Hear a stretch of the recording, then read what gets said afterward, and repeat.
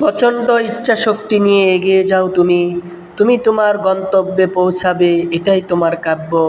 পিছনে কে কি বলল সেদিকে কান না দিয়ে তুমি তোমার লক্ষ্যে পৌঁছে যাও।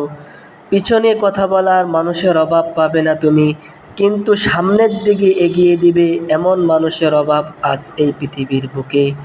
তুমি তোমার চেষ্টা আর সাধ্যের দ্বারাই প্ল্যাটফর্মে তোমার সফলতা বয়ে নিয়ে আসো। যখন তুমি সফল হবে তখন আশেপাশের লোকজন কি করেছো বাবা ধন।